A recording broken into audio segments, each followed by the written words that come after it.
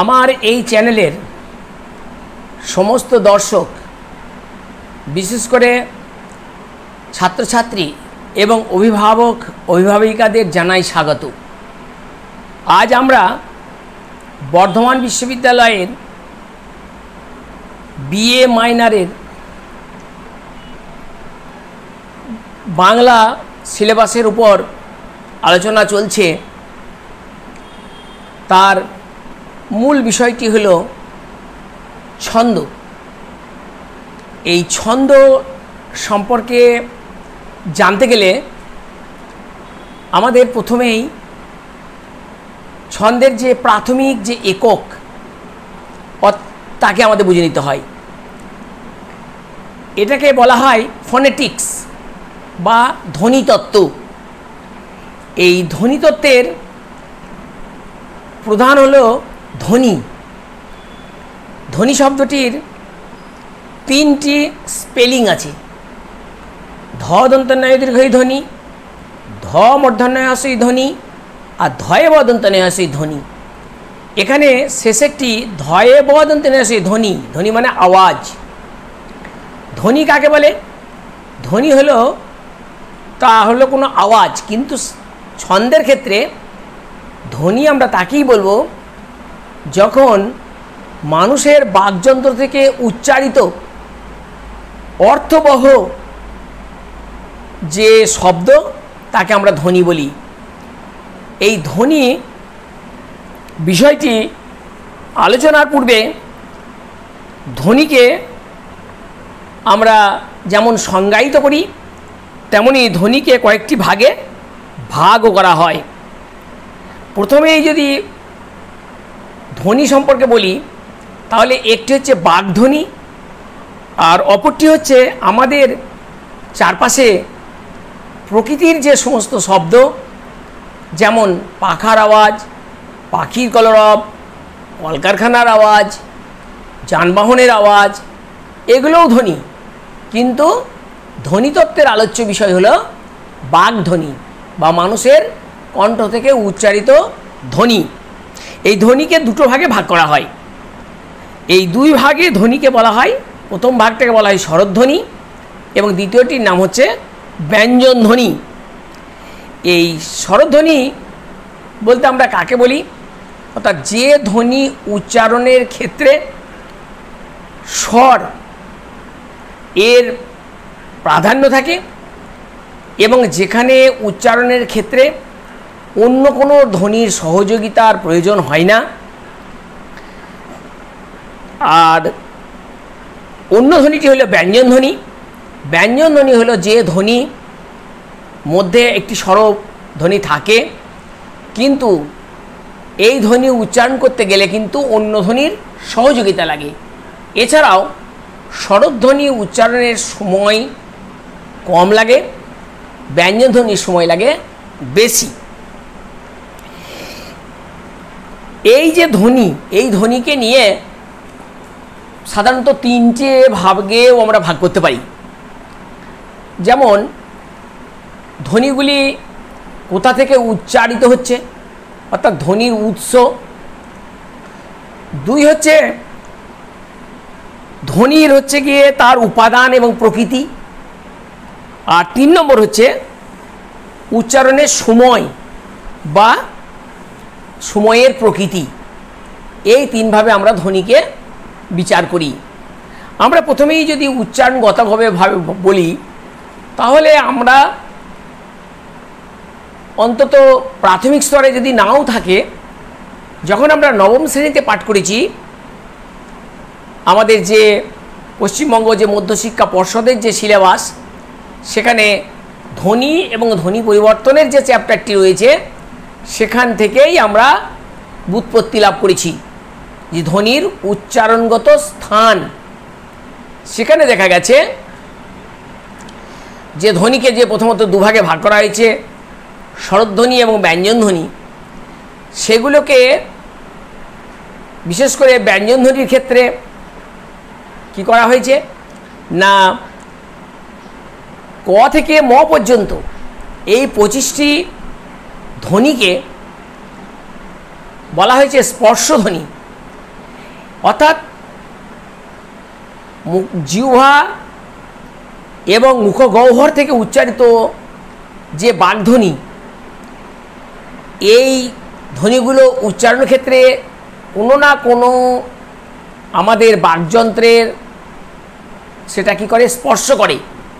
যেমন 25টি ব্যঞ্জনের মধ্যে ক থেকে ম পর্যন্ত, সেগুলিকে যদি আমরা পর্ব বা বর্গরূপে আমরা মনে করতে পারি, সেখানে বর্গ বলা হয়েছে, সে বর্গগুলোর নাম ছিল ক চ ট ত প। এই ক চ ট ত প এগুলি হলো কণ্ঠ, তালু, মূর্ধা, দন্ত, ওষ্ঠ। অর্থাৎ এগুলোর উচ্চারণ স্থান হচ্ছে কণ্ঠ, তালু, মূর্ধা, দন্ত, ওষ্ঠের দ্বারা এই ধ্বনিগুলি প্রভাবিত হয় বা এই অংশগুলিকে স্পর্শ করে। এর আগে যেটা বিভাজন করা হয় সেটা হচ্ছে এই ধ্বনিগুলোকে প্রথমে বলা হলো স্পর্শবর্ণ বা স্পর্শধ্বনি, দ্বিতীয়টাকে বলা হচ্ছে অন্তস্থ, অর্থাৎ যেগুলো মধ্যবর্তী থাকে। এই অন্তস্থ বুঝতে গেলে পরের অংশটিকে আগে জেনে নিতে হবে, সেটির নাম হচ্ছে ঊষ্মধ্বনি। অর্থাৎ স্পর্শধ্বনি এবং ঊষ্মধ্বনির মধ্যবর্তী অবস্থায় যেগুলো অবস্থান করে তাকে বলা হয় অন্তস্থ ধ্বনি। অর্থাৎ স্পর্শ 25 ম পর্যন্ত, তারপর অন্তর্য, র, ল, ব, এগুলো হচ্ছে অন্তস্থ ধ্বনি। আর এর পরবর্তীকালে হচ্ছে তালবস্য, মূর্ধন্যস্য, দন্তস্য, হ। এই যে ফোনেটিক্স, এটা বোঝার জন্য ঊষ্মবর্ণের ক্ষেত্রে খুবই সহজেই আমরা এটা পরীক্ষা করে নিতে পারি। সেটি হলো আমাদের এই বর্ণগুলি বা এই ধ্বনিগুলি উচ্চারণের সময় আমরা যদি হাতের তালুটি মুখের সামনে রাখি, তাহলে দেখব যে গরম বাতাস এসে আমাদের তালুতে লাগছে। যেমন তালবস্য, মূর্ধন্যস্য, দন্তেস্য, হ। তাহলে এগুলো হলো গিয়ে ঊষ্মধ্বনি। আর সর্বশেষ যে ধ্বনিটি রয়েছে তাকে বলা হচ্ছে অযোগবাহু, অর্থাৎ যারা নিজেরা একাকী কোথাও প্রয়োগ করতে পারে না, যেমন বিসর্গ, খণ্ডেত্ব, অনুস্বং, এগুলো হচ্ছে গিয়ে প্রধানত অযোগবাহু। এই ঘটনাটি ছন্দের ক্ষেত্রে কিন্তু প্রযোজ্য নয়। ছন্দে এই যে কোথা থেকে ধ্বনিটা উৎপাদিত হচ্ছে এইটা ছন্দের মধ্যে দরকার হয় না। ছন্দে যেটা দরকার হয় সেটি হলো গিয়ে প্রথমতই হচ্ছে গিয়ে গঠন প্রকৃতি, অর্থাৎ একটা ধ্বনির গঠন প্রকৃতি।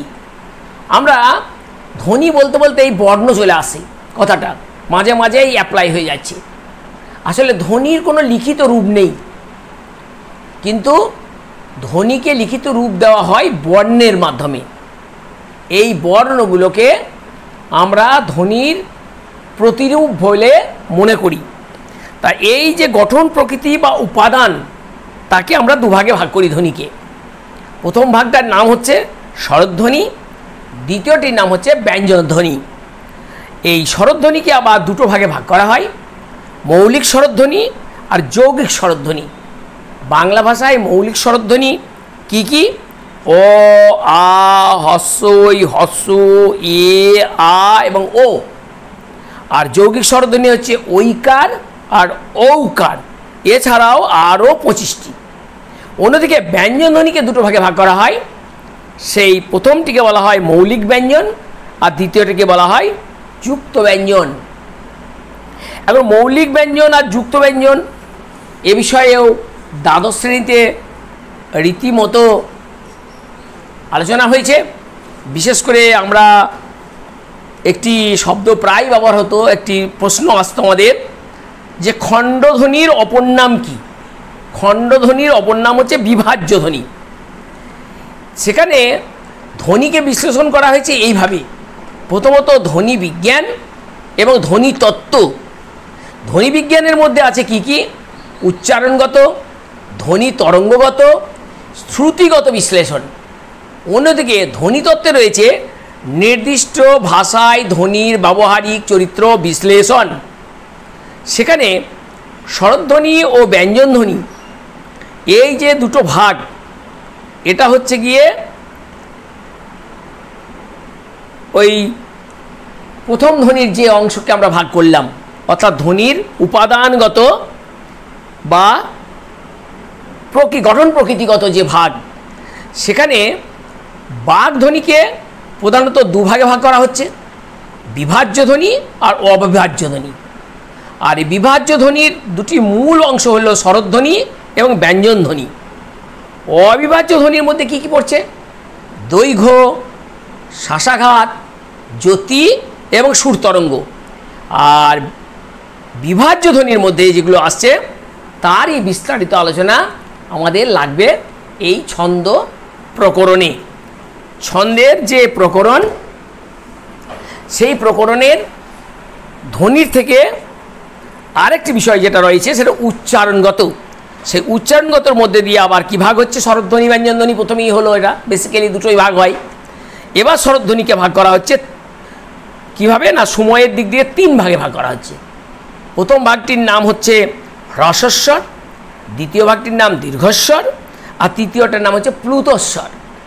আমরা সকলেই জানি বাংলা যে স্বরবর্ণ আছে, সেই স্বরবর্ণের মধ্যে অ, হস্যই, হস্যু এবং ও, এরা হচ্ছে হ্রস্বস্বর। হ্রস্ব মানে কম সময় লাগে, কম। হ্রস্ব মানে কম। এরপর আসছে বেশি সময় লাগে, যেমন হচ্ছে আ, দীর্ঘ ই এবং দীর্ঘ উ। আর প্লুতস্বর কি? হ্রস্বস্বর দীর্ঘস্বরের চেয়ে বেশি, আরও বেশি সময় যেখানে লাগে তাকে প্লুতস্বর বলে। যেমন এ, ও, ও ভাই মাঝি, যদু হে, এইগুলোকে বলা হয় প্লুতস্বর। অন্যদিকে ব্যঞ্জন ধ্বনিকে যদি আমরা এই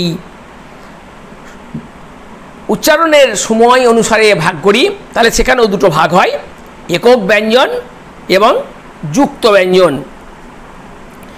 ছন্দের যে মৌলিক উপকরণ হলো ধ্বনি। তা ছন্দের মৌলিক উপকরণ ধ্বনি, প্রথমেই বলেছি প্রাথমিক বিষয়। ধ্বনিকে আমরা 3 ভাগে ভাগ করে দেখালাম। ছন্দের ক্ষেত্রে দরকার হচ্ছে তাহলে গঠন প্রকৃতি অনুযায়ী বা উপাদান অনুযায়ী ধ্বনি, আর একটা হচ্ছে উচ্চারণের সময় অনুযায়ী একটা ধ্বনি। কবিতার আবৃত্তি বা উচ্চারণে তার যে শ্রুত রূপ কানের কাছে ধরা পড়ে, তার ধ্বনির পরিমাপ, অর্থাৎ সেই ধ্বনির প্রকৃতিগত অঙ্গ বহুত্ব, অঙ্গ সংহতি ও অঙ্গ সংহতি, এই 3টি লক্ষণের উপরেই বাংলা ছন্দ নির্ভর করে। অঙ্গ বহুত্ব বলতে বোঝায় উচ্চারণে ঝোঁক বা স্পন্দন। ফলে ধ্বনি তরঙ্গের যে একাধিকতা সৃষ্টি হয় তাকে বলে অঙ্গ বহুত্ব। অঙ্গ সংহতি হলো ধ্বনি প্রবাহের নির্দিষ্ট দৈর্ঘ্য বা মাপ, আর শেষটি হলো অঙ্গ সংহতি হলো ধ্বনি তরঙ্গের সমূহের পারস্পরিক পরিমাপ সামঞ্জস্য। এবারে স্বরধ্বনি। স্বরধ্বনি হলো মানুষের কণ্ঠোচ্চারিত হ্রস্বতম একটি ধ্বনি, খণ্ড বা একক। একে বিশ্লেষণ করা যায় না। বাংলা ভাষায় স্বরবর্ণের সংখ্যা 12, কিন্তু স্বরধ্বনির সংখ্যা 12 নয়। রিকার লিকারকে যুক্ত ব্যঞ্জন শ্রেণীতে রাখা হয়। মৌলিক স্বরধ্বনির সংখ্যা হচ্ছে 7টি, যেমন অ, আ, ই, উ, ও, ঐ এবং এ। হ্রস্ব এবং দীর্ঘই একই ধ্বনি ই। ব্যঞ্জন ধ্বনি। ব্যঞ্জন ধ্বনি কাকে বলবে? স্বরধ্বনির সাহায্য ছাড়া যে ধ্বনি উচ্চারিত হয় না এবং যে ধ্বনি উচ্চারণ করতে সময় বেশি লাগে তাকে ব্যঞ্জন ধ্বনি বলে। বাংলা বর্ণমালায় ব্যঞ্জন ধ্বনির সংখ্যা 40, ক থেকে অন্তস্থ পর্যন্ত। এগুলি ছাড়াও খণ্ডেত্ব, অনুস্বং, বিসর্গ, চন্দ্রবিন্দু, অন্য নির্ভর ব্যঞ্জন বর্ণও রয়েছে। এগুলোকে আমরা অনেক সময় এর আগে বললাম যে এগুলোকে বলা হয় অযোগ বাহু। ছন্দের এবার যে প্রথম যে বিভাজন সেটাকে আমরা বলি অক্ষর, বা তাকে আমরা বলি দল, বা তাকে আমরা বলি সিলেবেল। এই সিলেবেল, অক্ষর বা দল কাকে বলে এটি কিন্তু খুবই ইম্পর্টেন্ট, সুতরাং এটাকে ভালো করে মনে রাখতে হবে যে বাকযন্ত্রের স্বল্পতম প্রয়াসে উৎপন্ন স্বরাশ্রিত ধ্বনি বা ধ্বনিগুচ্ছ হলো অক্ষর বা দল। অর্থাৎ খুব সরলভাবে যদি আমরা বলি সেটা হচ্ছে বাকযন্ত্র থেকে উচ্চারিত একটি শব্দের যতটুকু অংশ এক ঝোঁকে উচ্চারিত হয় তাকেই আমরা দল বলবো, অক্ষর বলবো, বা আমরা তাকে সিলেবেল বলবো। অর্থাৎ আমরা এতদিন বর্ণকে আমরা অক্ষর বলছিলাম, সেটি এবার বাদ যাচ্ছে। খুব মনে রাখতে হবে যে বর্ণ আর অক্ষর এক নয়। অক্ষর হলো একটা শব্দের যতটুকু অংশ বাকযন্ত্রের স্বল্পতম প্রয়াসে উচ্চারিত হয় তাকে আমরা বলছি অক্ষর। আর এতদিন ধ্বনি, বর্ণ, অক্ষর আমাদের কাছে ছিল সমার্থক। তাহলে বোঝা গেল যে ধ্বনি হলো গিয়ে একটি শাব্দিক বিষয় যেটি আমাদের কর্ণকুহরে প্রবেশ করে এবং যার কোনো লিখিত রূপ নাই। সেটাকেই যখন আমরা লিখিত রূপ দিচ্ছি তখন তাকে বর্ণ বলে। এবং আমরা এই ধ্বনি এবং বর্ণের সঙ্গে আমাদের যে প্রাথমিক শিক্ষার যে পর্যায় ছিল সেখানটাকে তিনটাকেই সমার্থক বলা হতো। কিন্তু যেহেতু আজকে বিএ মাইনরের দ্বিতীয় যে পর্যায় শুরু হয়েছে, অর্থাৎ ফার্স্ট সেমিস্টারের পরবর্তী অংশে যে হয়েছে, আজকে যে ছন্দের বিষয়ে যে আলোচনা হচ্ছে সেখানে কিন্তু অক্ষর হচ্ছে সম্পূর্ণ ভিন্ন মাত্রার বিষয়। এটিও নবম শ্রেণীতে ছিল সিলেবাসের মধ্যে, মধ্যশিক্ষা পর্ষদের এই সূচিতে। তাকে আমরা বলতাম দল বিভাজন। এই দল, অক্ষর এবং সিলেবেল একে আমরা উদাহরণের সাহায্যে বোঝাতে পারি। আর এই দল একে প্রধানত দুটো ভাগে ভাগ করা হয়। একটাকে বলা হয় রুদ্ধ দল আর একটাকে বলা হয় মুক্ত দল, বা এরকম বলা যেতে পারে যে যদি স্বর বলে আমরা এটা উচ্চারণ করি তাহলে যৌগিক স্বর আর একটা হচ্ছে মুক্ত স্বর। এই যৌগিক স্বরকে আমরা অনেক সময় বলি হলন্ত অক্ষর এবং মৌলিকটাকে বলে আমরা স্বরান্ত অক্ষর। এই দল কিভাবে আমরা বিভাজন করব তার কিছু নমুনা দিয়ে আজকের এই ভিডিও আমরা শেষ করব। যেমন কলিকাতা। কলিকাতা এই শব্দটিকে আমাদের যে বাকযন্ত্র তার সরলতম যে উচ্চারণের যে সময়, যে পজ, সেটা এরকম হবে কলিকাতা। অর্থাৎ কলিকাতা এইখানে আছে চারটি দল আছে। ক উচ্চারণ হলেই অংশটি শ্বাসবায়ু পড়ছে, লি বললেও আমাদের ঝোঁক শেষ হচ্ছে, কা বললেও শেষ হচ্ছে এবং তা বললেও শেষ হচ্ছে। অর্থাৎ এখানে আছে মোট চারটি দল। যদি বলি জোড়া সাঁকু, জোড়া সাঁকু, এখানেও চারটি দল আছে, জো রা সাঁকু, এখানেও চারটি দল। যদি আমরা বলি হাওড়া, হাউ রা, হাউ রা, অর্থাৎ এখানে দুটি দল আছে। প্রথমটি হচ্ছে হাউ, দ্বিতীয়টি হচ্ছে রা। এগুলোকে আমরা লিখবো কীভাবে? হাউ যুক্ত রা। তাহলে হাওড়া যদি দেয় তাকে যদি আমরা দল বিশ্লেষণ করি তাহলে লিখবো ধাউ যুক্ত রা, হাওড়া সমান দুটি। এবার যদি আমরা বলি বর্ধমান, বর্ধমান, বর্ধমান, বর যুক্ত ধ যুক্ত মান, তাহলে এখানে 3টি দল আছে বর্ধমান। আমরা যদি বলি এটা শিলিগুড়ি, শিলিগুড়ি, অর্থাৎ এখানে 4টে দল আছে, সি যুক্ত লি যুক্ত গু যুক্ত রি, শিলিগুড়ি। আমরা যদি বলি এটা 24 পরগনা, 24 পরগনা, তাহলে 24 পরগনা, তাহলে এখানে 5টি দল আছে। আমরা যদি বলি এটা হচ্ছে বাঁকুড়া, বাঁকুড়া। আমরা যদি এটা বলি মালদা, মালদা, তাহলে এখানে মাল যুক্ত দা, অর্থাৎ 2টো দল আছে। আমরা এটা যদি বলি পুরুলিয়া, পুরুলিয়া, অর্থাৎ 4টি আছে। আমরা যদি বলি এটা উত্তরপ্রদেশ, উত্তরপ্রদেশ। আমরা যদি বলি দিল্লি, দিল্লি, 2টো, দিল্লি, দিল্লি। আমরা যদি বলি এটা কানপুর, কানপুর, অর্থাৎ 2টো। আমরা যদি বলি এটা লখনৌ, লখনৌ। আমরা যদি বলি এটা বিহার, বিহার। আমরা যদি বলি এটা ঝাড়খণ্ড, ঝাড়খণ্ড। আমরা যদি এটা বলি গঙ্গাসাগর, গঙ্গাসাগর।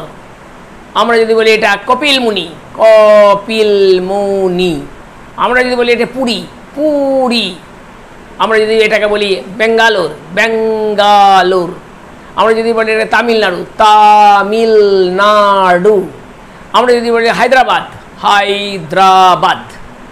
সুতরাং এইভাবে আমরা দল বিশ্লেষণ করব এবং খুব সহজভাবেই মনে রাখতে হবে যে দল যখন আমরা বিশ্লেষণ করব, বিশেষ করে ছন্দের যখন আলোচনা হবে, তখন আমাদের সবথেকে যে অঙ্গটি, যে আমাদের যে পঞ্চ ইন্দ্রিয়, তার মধ্যে যে অঙ্গটি সবথেকে বেশি পরিমাণ সজাগ থাকতে হয় তার নাম হচ্ছে শ্রুতি যন্ত্র, অর্থাৎ কান, কর্ণকুহর।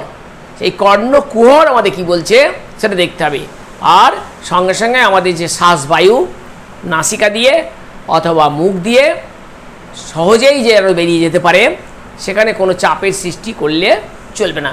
অর্থাৎ এইভাবে আমরা আজকে ধ্বনি, ধ্বনির যে উচ্চারণগত স্থান, তার যে ধ্বনির যে উপাদান, ধ্বনি উচ্চারণের যে সময়, এই 3টে বিষয় নিয়ে আলোচনা করলাম এবং সেখান থেকেই আমরা উঠে গেলাম ধ্বনির যে পরবর্তী পর্যায়, সেটাকে আমরা বললাম দল বা অক্ষর। অর্থাৎ একটা ধ্বনির সঙ্গে দলের পার্থক্য আছে। যেমন বাতাসা, এই শব্দটির যদি আমরা ধ্বনি বিশ্লেষণ করি, যেটা খুব নিচু শ্রেণীতে পড়ানো হতো, বলা হতো বর্ণ বিশ্লেষণ করো, সেখানে হচ্ছে বাতাসা, বাতাসা, কিন্তু এটা হলো দল। কিন্তু যদি আমরা তাকে ধ্বনি বিশ্লেষণ করি, তাহলে ব যুক্ত আ যুক্ত ত যুক্ত আ যুক্ত দন্তেস যুক্ত আ, বাতাসা। তাহলে এখানে 6টা ধ্বনি আছে, অর্থাৎ 6টা বর্ণ লাগছে। কিন্তু দল হিসেবে যখন আমরা এটা বিশ্লেষণ করছি, যেটাকে ছন্দের উপযুক্ত যাকে দরকার আমাদের, তখন এটাতে মাত্র 3টি ভাগে ভাগ হচ্ছে। অর্থাৎ এই 3 বার আমাদের মাঝে 2 বার শ্বাসবায়ু নিষ্ক্রান্ত হচ্ছে। অর্থাৎ বোঝা যাচ্ছে যে আমাদের উচ্চারণের যে ঝোঁক, সেটার স্বল্পতম প্রয়াস হচ্ছে বা তা সা। অর্থাৎ বয়ের পরে একটা শ্বাসবায়ু, তায়ের পরে একটা শ্বাসবায়ু এবং সার পরে একটা শ্বাসবায়ু পড়ছে, এবং আমরা বলছি এটাকে কটা দল আছে? 3টি। বা তা সা, বা যুক্ত তা যুক্ত সা সমান 3। এইবার আমরা বলেছি শেষ পয়েন্টটি আজকের ভিডিওর, সেটি হলো যে এই দলগুলিকে 2টি ভাগে ভাগ করা হয়েছে। একটা হচ্ছে গিয়ে আমরা বললাম হলন্ত, আর একটা স্বরান্ত। যে আমরা এটাকে হলন্ত বা স্বরান্ত না বলে অনেকেই এটাকে রুদ্ধ দল এবং মুক্ত দল বলে। রুদ্ধ দল আর মুক্ত দল, অর্থাৎ যে দল বা যে অক্ষর উচ্চারণের শেষে যেখানে ব্যঞ্জন ধ্বনি উচ্চারিত হয় বা অন্য কোনো ধ্বনির সাহায্য নিতে হয়, সেটা হচ্ছে রুদ্ধ দল। আর মুক্ত দল হচ্ছে যে দলের শেষে স্বরধ্বনি উচ্চারিত হয়, অর্থাৎ সেই যে ধ্বনিটি শেষে আছে তারই উচ্চারণ হয়, তাকে বলা হয় আমরা বলি মুক্ত দল। আর ছন্দে মুক্ত দলকে সাধারণত ধরা হয় 1 মাত্রা, আর রুদ্ধ দলকে ধরা হয় 2 মাত্রা। যেমন আমি ইতোমধ্যেই যে বহু উদাহরণ দিয়েছি, তার মধ্যে একটি উদাহরণ হচ্ছে কলিকাতা, ক লি কা তা।